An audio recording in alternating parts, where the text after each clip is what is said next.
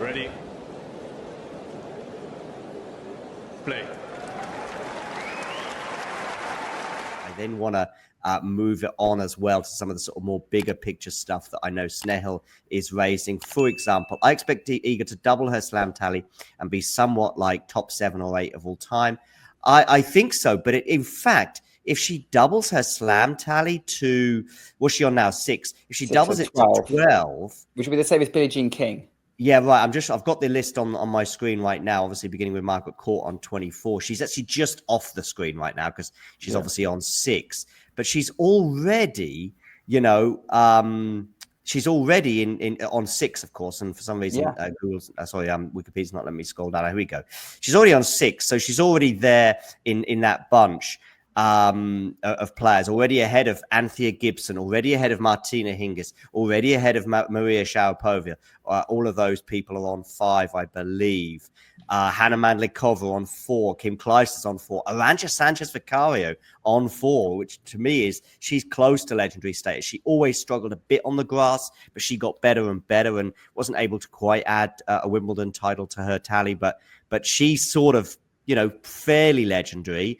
And those other players' names are, and I'm skipping a few names there just because they were before my time, and often a lot of them are not in the Open era, of course. But then we get here. She's already on 6. She's 1 away from Justine Henin, Venus Williams, and 2 away from people like, again, this is pre-Open era, but Susan Longland and Monica Seles on 9. There is, of course, the asterisk with Monica in terms of that back. I was going to say the back injury, but of course it was a stabbing in Hamburg, wasn't it? So yeah, I don't know if I would be going, oh, she's going to double her slam total, but now I think double figures is really what we're thinking about, at least for me, at least in the short to midterm.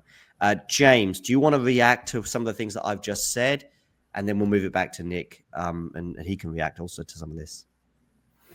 As you say, Iga's already is, I know it's a very American expression, but certainly a certified Hall of Famer in terms of the career that she's already had. And, as you're saying, going for, if she doubles the slam tally to 12, yes, it's very possible. We don't want to forget that winning a Grand Slam is still incredibly hard, as we have seen from Iga struggling at other tournaments since she won the French Open last year.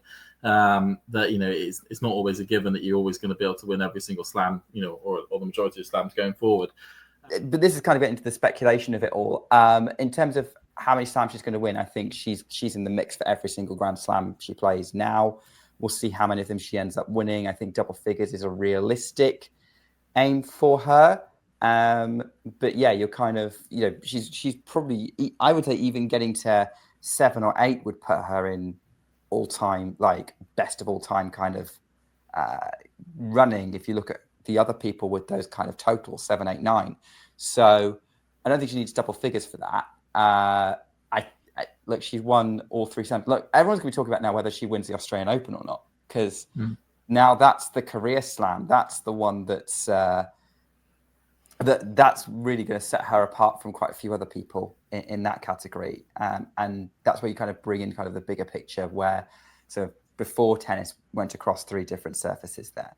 Iga's now done this on a quicker surface again, because I know people have always looked at her US Open win as maybe potentially a bit of an outlier to the rest of her career and what she's able to win and where she's able to win it. Because in the past, whenever she's done well on surfaces that aren't clay, it's tended to be the slow hard courts of Indian Wells and Doha, which are slower surfaces on the hard court spectrum. And people are kind of almost stereotyping Iga as that sort of player that's more of a slow surface player that could actually play on the hard courts. And the US Open run was just because of, draws working out perfectly and players not in great form, and she just basically was able to go through to the final. This now sort of almost gives a bit of confirmation with the running Bad Homburg, with winning this, with winning Wimbledon, that looking at the US Open, which is a fast surface as a hard court, that that she'll be able to go a lot further than the quarterfinals that she's been able to get to in the past. And it does open up a belief that certainly next, maybe not this year, but or in terms of this year, in terms of 2026, but maybe 2027, she will be able to at least get to a final and have a stab at winning Daphne the trophy, on any of those points. I'm going double figures, Snehil. By the way, I think that's all I'm saying. It's silly to say 10 or 11 or whatever. And yeah, I'm not as convinced that she'll double her tally right now. That's for sure. But yeah, I don't want to put my flag in the ground and give a number. I don't like to do that for any player. You know, with double figures, you're between 10 and 99, so that's not bad. Yeah, it's pretty good. But you know, James, do you want to nail yourself to at least some sort of broad figure?